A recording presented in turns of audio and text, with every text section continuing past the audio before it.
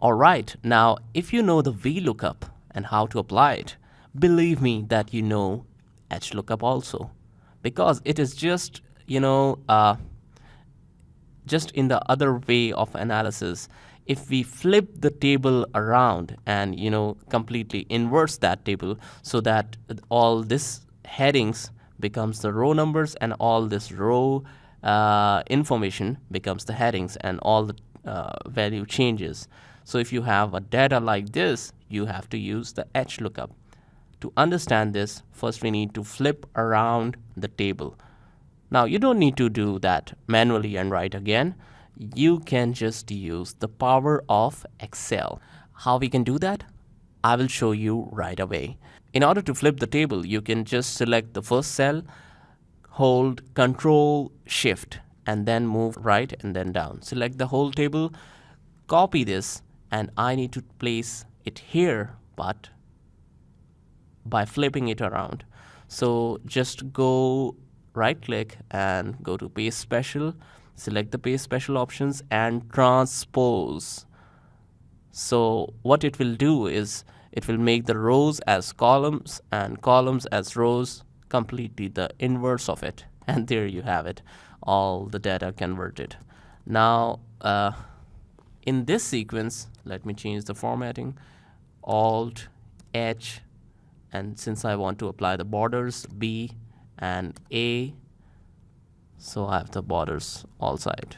Arrange the data a little bit more, double click, and there you have it.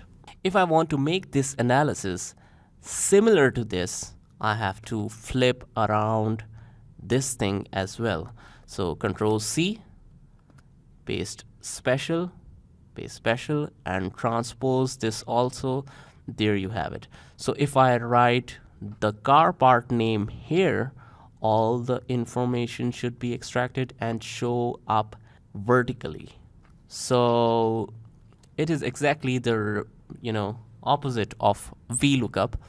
So if you want to find the part number of seat covers, what you need to do is pick the lookup value from here, check in the whole table array, and find the seat covers in this list.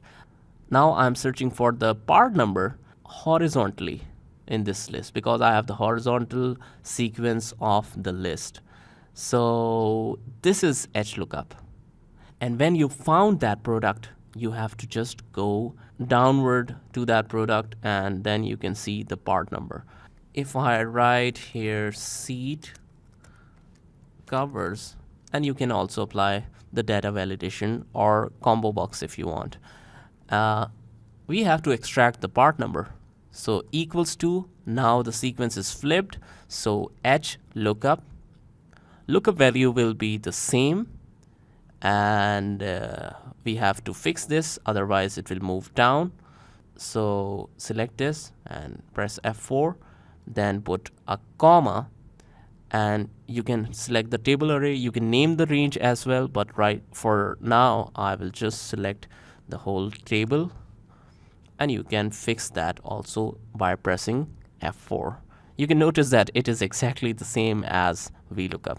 And then, not the column index number, but when you found the product, you have to mention the row number, because now we are moving. If we want to find the answers, we have to move in rows. Found this, you have to move one step downward, two rows down actually. So the reference number will be, part number is in the second row. So 2, and range lookup will be exact match. And if I hit enter, I will get the product name, adjust this, and just check S105. There I have it. Now if I want to drag down to calculate all the answers in one go, and you don't have to change this all manually, then what you can do is just insert one column and then write the references. This is the first row number, and you can drag it down and go here and fill series. So this is the second row number, third, fourth, fifth.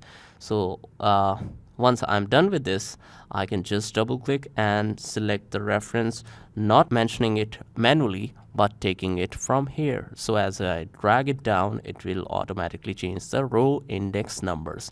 So hit enter, and then if you double click, you can see all the answers. And since we have to mention the quantity by ourselves, you can write okay, how much you want. I need 10 pieces, so the total will be price multiply by quantity, and there you have the answers. If I mention engine, all the data will change. So that you can practice, but it is simple enough to know that if you know the VLOOKUP, exactly the same is HLOOKUP, but you have to flip the data around.